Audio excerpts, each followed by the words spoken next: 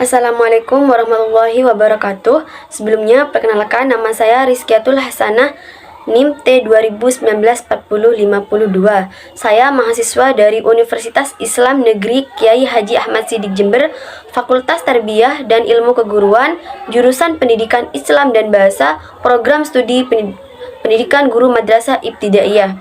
Di sini saya akan memaparkan hasil penelitian skripsi saya yang berjudul Penanggulangan Kasus Bullying melalui penanaman sikap self-awareness pada siswa Sekolah Dasar SD Gambiran 3 Gambiran Kalisa Jember tahun pelajaran 2023-2024. Skripsi saya ini telah diuji pada hari Kamis tanggal 7 Desember 2023 dengan tim penguji, ketua sidang yaitu Bapak Imron Fauzi MPDI, sekretaris sidang yaitu Bapak Dani Hermawan MPD, dan penguji utama yaitu Bapak Dr. Ubaidillah MPDI. Kemudian yang terakhir yaitu dosen pendamping sekaligus dosen pembimbing yaitu Bapak Muhammad Junaidi MPDI. Adapun abstrak dalam skripsi saya ini yaitu kasus bullying di kalangan anak usia sekolah saat ini menjadi perhatian yang besar, entah itu baik bagi pendidik maupun orang tua. Sekolah dasar yang seharusnya dijadikan tempat untuk mengembangkan kepribadian positif, malah pada kenyataannya saat ini dijadikan tempat untuk terjadinya praktek perilaku bullying. Terkait kasus bullying ini diatur dalam Undang-Undang Nomor 35 Tahun 2014 yang merupakan perubahan atas Undang-Undang Nomor 23 Tahun 2002 tentang Perlindungan Anak Pasal 76C yang menyebutkan setiap orang dilarang menempatkan, membiarkan, melakukan, menyuruh, atau turut serta melakukan kekerasan terhadap anak. Tujuan penelitian dalam skripsi ini yang pertama yaitu untuk menganalisis bentuk-bentuk praktek bullying yang terjadi pada kelas 4, 5, dan 6 di Sekolah Dasar Gambiran 3 Gambiran Kalisa Jember. Yang kedua yaitu untuk menganalisis penanganan kasus bullying melalui penanaman sikap self-awareness pada siswa kelas 4, 5, dan 6 di Sekolah Dasar Gambiran 3 Gambiran Kalisa Jember. Untuk mengidentifikasi permasalahan tersebut, maka metode yang digunakan dalam penelitian ini adalah yaitu pendekatan kualitatif deskriptif dengan jenis pendekatan studi kasus. Untuk teknik pengumpulan datanya, yaitu peneliti menggunakan teknik observasi, wawancara, dan dokumentasi. Sedangkan untuk data analisisnya, peneliti menggunakan menurut tokoh Miles Huberman dan Saldana, yaitu dengan cara pengumpulan datanya, kondensasi data, penyajian data, dan penarikan kesimpulan. Teknik pemeriksaan keabsahan data yaitu menggunakan teknik triangulasi teknik dan sumber. Maka dari itu, hasil penelitian ini yang pertama yaitu bentuk-bentuk praktek bullying yang terjadi pada kelas 4, 5, dan 6 di Sekolah Dasar Gambiran 3 Gambiran Kalisa Jember. Ada 3 jenis atau 3 macam. Yang pertama yaitu bullying fisik, bullying verbal, dan yang terakhir yaitu bullying psikologis atau mental. Yang kedua yaitu penanganan kasus bullying melalui penanaman sikap self-awareness pada siswa kelas 4, 5, dan 6 di Sekolah Dasar Gambiran 3 Gambiran Kalisa Jember melalui 3 langkah, yaitu yang pertama dengan penerapan self-awareness subjektif, yang kedua dengan self-awareness objektif, dan yang terakhir yaitu dengan self-awareness simbolik. Selanjutnya saya akan menjelaskan mengenai pembahasan temuan peneliti. Pembahasan temuan merupakan gagasan penelitian tentang hubungan antara hasil penelitian sebelumnya serta penafsiran dan penjelasan hasil penelitian yang dipaparkan dari lapangan. Temuan yang dibahas akan diklasifikasikan berdasarkan fokus penelitian, yaitu yang pertama bagaimana bentuk-bentuk bullying, dan yang kedua yaitu bagaimana penanganan kasus bullying pada kelas 4, 5, dan 6 melalui penanaman sikap self-awareness. Maka dari itu, pembahasan temuan ini ditampilkan dalam bentuk tabel 4.2 dengan judul fokus dan pembahasan penelitian 1. Di sini, di dalam tabel dijelaskan fokus penelitiannya ada 2. Yang pertama yaitu bagaimana praktek bullying pada kelas 4, 5, dan 6 di Sekolah Dasar Gambiran 3 Gambiran Kalisa Jember dengan hasil temuan. Ada 3. Yang pertama yaitu bullying fisik, yang kedua bullying verbal, dan yang terakhir bullying psikologis atau mental. Untuk bullying fisiknya, yang peneliti temukan di lapangan diantaranya seperti menarik jilbab, melempari korban bullying dengan kertas, menjegal saat berjalan, kemudian menjambak, bahkan memukul korban. Untuk bullying verbalnya, yang peneliti temukan di lapangan yaitu seperti mengolok-ngolok nama orang tua. Dan untuk bullying psikologis atau mentalnya yang peneliti temukan di lapangan seperti mengancam dengan tatapan sinis, kemudian mempermalukan teman sebaya di depan umum dengan menempelkan kertas pada punggung korban yang bertuliskan "aku gila". Lalu fokus penelitian yang kedua yaitu bagaimana penanganan kasus bullying melalui penanaman sikap self-awareness pada siswa. Di sini di lapangan ditemui ada 3 langkah. Yang pertama yaitu dengan self-awareness secara subjektif.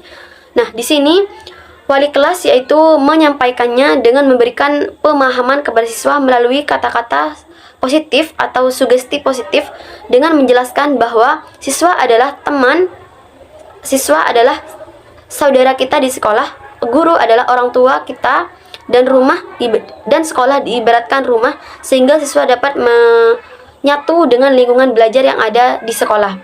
Yang kedua yaitu dengan penanaman sikap self-awareness objektif. Nah, di sini wali kelas atau guru kelas memberikan pemahaman kepada siswa melalui sugesti positif atau kata-kata positif berupa pemahaman bahwasannya siswa di sekolah adalah seorang pelajar yang tugasnya yaitu untuk belajar sebagai bekal di masa depan mereka.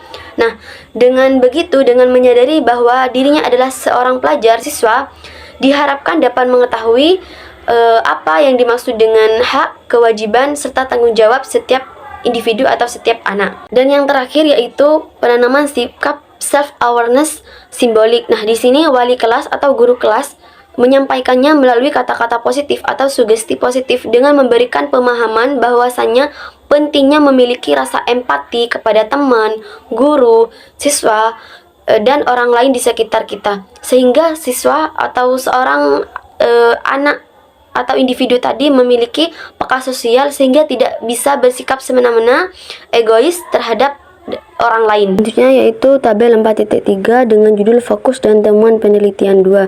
Di sini di dalam tabel dijelaskan bahwasanya ada jenis bullying, penyebab bullying, dampak bullying, penanganan, hasil serta keterangan. Yang pertama yaitu mengenai bullying fisik. Nah, bullying fisik di sini seperti menarik jilbab. Penyebabnya diketahui karena pelampiasan emosi kepada teman sehingga berdampak kepada korban. Korban merasa cemas dan takut sehingga terkadang enggan untuk pergi ke sekolah. Nah, untuk penanganannya tersendiri di sini wali kelas melakukan tindakan preventif secara verbal melalui pemahaman self-awareness subjektif seperti pengenalan lingkungan kepada siswa. Hasilnya adalah siswa dapat memahami dan beradaptasi dengan lingkungan sehingga perilaku bullying dapat diminimalisir. Nah, pelaku bullying di sini dilakukan oleh SR yaitu siswa laki-laki dan korban bullyingnya SKW korban perempuan. Kasus bullying fisik ini terjadi di kelas 4. Selanjutnya saya akan menjelaskan tentang bullying fisik yang terjadi di kelas 5 yaitu pelakunya oleh RM siswa laki-laki dan korban oleh MNAI laki-laki. Jenis bullyingnya yaitu melempar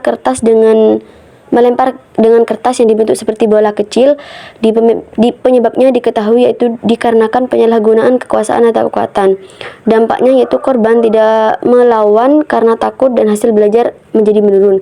Penanganannya sama seperti di kelas 4 yaitu dengan tindakan preventif secara verbal melalui pemahaman self-awareness subjektif seperti memberi motivasi dan pemahaman kata-kata positif melalui baliho. Untuk hasilnya yaitu siswa dapat memahami dan beradaptasi baik dengan lingkungan sehingga perilaku bullying dapat diminimalisir. Selanjutnya yaitu jenis bullying di jamba. Diketahui penyebabnya yaitu berawal dari senda gurau sehingga dampak yang dialami korban merasa trauma dan takut untuk ke sekolah. Lalu tindakan yang dilakukan oleh guru yaitu tindakan preventif secara verbal melalui pemahaman self-awareness subjektif dengan memberi motivasi dan pemahaman melalui baliho kata-kata positif. Untuk hasilnya yaitu siswa dapat memahami dan beradaptasi baik dengan lingkungan sehingga perilaku bullying dapat diminimalisir. Jenis bullying ini terjadi di kelas 5. Pelakunya yaitu siswa laki-laki yang berinisial MJ dan korbannya yaitu siswa yang berinisial RAN, siswa perempuan. Kemudian selanjutnya masih tetap perilaku bullying fisik yaitu yang terjadi di kelas 6 seperti memukul dan mencubit. Penyebabnya diketahui karena pelaku menindas teman yang lemah Lalu dampaknya korban merasa cemas, takut, dan ada rasa sedikit trauma. Lalu untuk tindakannya yaitu tindakan preventif secara verbal melalui pemahaman self-awareness subjektif seperti mengajak siswa untuk menghias kelas agar terciptanya kelas yang nyaman, dan hasilnya yaitu siswa dapat memahami dan beradaptasi baik dengan lingkungan sehingga perilaku bullying dapat diminimalisir. Bullying ini terjadi di kelas 6 dengan pelaku bullying yaitu siswa laki-laki yang berinisial MNAA dan siswa perempuan yang menjadi korban yang berinisial MA. Selanjutnya yaitu bullying verbal. Saya akan mencontohkan di kelas 4 yaitu seperti mengolok-olok nama orang tua. Penyebabnya yaitu diawali dengan bersenda gurau, kemudian dampak yang dialami korban merasa cemas dan takut sehingga terkadang enggan untuk pergi ke sekolah. Lalu tindakan yang dilakukan oleh guru yaitu tindakan preventif dengan pemahaman self-awareness objektif seperti membuat jadwal piket. Lalu tindakan yang kedua yaitu tindakan kuratif dengan melakukan surat pemanggilan orang tua. Hasil dari tindakan dilakukan oleh guru yaitu pelaku SR dapat memahami bahwa dirinya adalah pelajar dan tugasnya belajar serta melakukan kewajibannya sebagai siswa seperti melaksanakan piket tadi. Yang kedua yaitu setelah dilakukan pemanggilan orang tua, SR tidak lagi mengolok-olok SKW. Keterangan pelaku bullying yaitu berinisial SR siswa laki-laki dan korban bullying berinisial SKW yaitu siswa perempuan. Bullying ini terjadi di kelas 4. Yang terakhir yaitu bullying psikologis atau mental. Di sini contohnya yaitu ditetap dengan penuh ancaman. Penyebabnya diketahui dikarenakan pelampiasan emosi kepada teman. Lalu dampak yang dialami korban yaitu korban merasa cemas dan takut sehingga terkadang enggan untuk pergi ke sekolah. Untuk tindakan yang dilakukan oleh guru yaitu ada 3 langkah. Yang pertama tindakan preventif melalui pemahaman self-awareness simbolik seperti membuat dan mengisikan pohon cita-cita. Kemudian yang kedua yaitu dengan tindakan kuratif berupa surat pemanggilan orang tua, dan yang terakhir yaitu tindakan rehabilitatif yaitu berupa rapat dan sekaligus pembinaan bersama orang tua siswa mengenai cara mengatasi bullying melalui penanaman sikap self-awareness. Untuk hasilnya yang pertama yaitu pelaku SR dapat memahami bahwa mengontrol emosi dan memiliki rasa empati terhadap orang lain sangatlah penting. Dengan menuliskan cita-cita dan menempelkannya pada pohon cita-cita, SR juga menyadari bahwa setiap individu mempunyai keinginan. Hasil yang kedua yaitu setelah dilakukan surat pemanggilan orang tua, SR tidak lagi menatap SKW dengan ancaman, akan tetapi itu hanya sementara saja. Di lain waktu SR mengulangi perbuatannya. Maka dari itu, hasil yang ketiga, setelah dilakukan penyuluhan dan rapat bersama, pelaku benar-benar merasa jera dan tidak mengulangi perbuatannya. Begitu juga dengan korban, rasa trauma dan cemas yang dialaminya semakin berkurang. Keterangannya yaitu pelaku bullying berinisialkan SR siswa laki-laki dan korban bullying berinisial SKW korban perempuan. Bullying ini terjadi di kelas 4. Sekian yang dapat saya sampaikan, kurang lebihnya mohon maaf. Wassalamualaikum warahmatullahi wabarakatuh.